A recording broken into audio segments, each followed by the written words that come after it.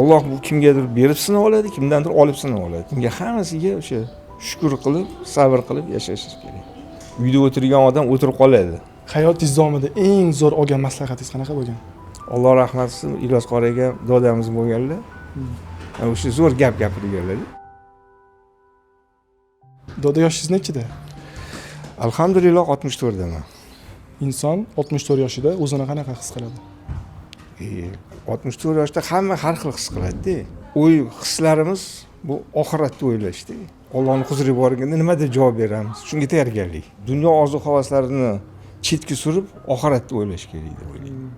Bu insonni qiyinchilik orqali kelishi ham mumkin deb o'ylaysizmi hech? Inson qiyinchilikka ko'p uchragandan mana shu. Yo'q, qiyinchilikdan emas bu.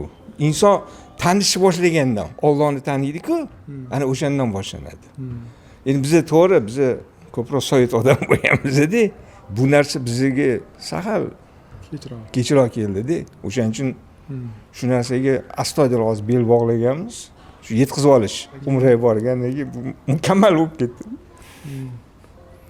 Insonlar nimani tushunishlarini xohlaysiz? Ichib yuradigan, zino qiladigan, yolg'on gapiradigan odam bo'lgan ekanda. Keyin o'zini to'g'ri yo'lga solish uchun borib turib so'raganda, "Men nima ish qilsam, mana shu narsadan qolaman?"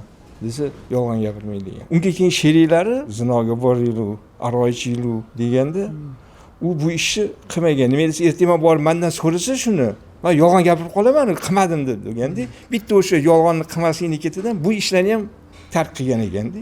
Insonni hayotini barbod qiladigan, ishlarini yurishmasligi sababchi bo'ladigan amal nima deb o'ylaysiz? Agar o'zini haromdan uzoqroq tutsa, harom ishlarni qilmasa, alhamdulillah to'g'ri yo'lga ketadi o'zi. Hamma har xil tushunadi, mana baxt deganda, mana men boylik topdim, u topdim deydi-ku. Yo'q, bu baxt, bu Allohning bergan ne'matiga shukr qilish. Bu jon bilan qancha bo'ldi turmush qurganingizga? Uni hisoblash kerak. 42-43 yil bo'libdi. 42-43 yillik tajribangizdan kelib chiqqan holatda yangi turmush qurmoqchi bo'lgan insonlarga yoki turmush qurgan insonlarga qanaqangi hayotiy maslahatlar bera olasiz?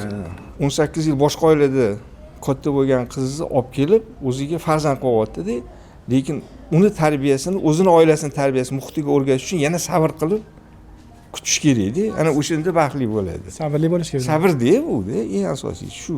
Shayx hazratlari rahimulloh juda zo'r kitob yozganlar, Baxtli oila. Mashalloh, bu kitobchi mo'jiza desa bo'ladi-da. Bu kitobda 2 yosh o'sha ichidan o'zi bilmagan savolga javob topaveradi.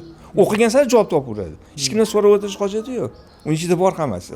O'zingizdan kichkina bo'lgan insonlarga qanaqangi hayotiy maslahatlardan bera olasiz? Alloh bu kimgadir berib sinab oladi, kimdandir olib sinab oladi. Bunga hammasiga o'sha shukr qilib, sabr qilib yashash kerak. Harakat qilsang, baraka bo'laveradi. Uyda o'tirgan odam o'tirib qoladi. Hayotingiz davomida eng zo'r olgan maslahatingiz qanaqa bo'lgan? Alloh rahmat qilsin, Ilyos qori aka dodamiz bo'lganlar. O'sha zo'r gap gapirganlar. Shunda to'ylar qilginki, uyda amr ma'ruf, nahiy munkarlar bo'lsin. Bu juda katta gap ekanda. Mana shu narsa men quloqimda jangillab qoldi-da. Hozir qolganlarga shuni maslahat beraman-da. Iloji boricha to'yni kichikroq qilib turib, asosan amr ma'ruf, nahiy munkar bo'ldi. Nima sizni baxtli qiladi, xursand qiladi? Shu yodla, Qur'onni bil, o'qi, yodla, o'qi, yodla. Nima desa, buni ketidan katta baxt bor-da. Shu baxtni mana shu ketdan topish kerak.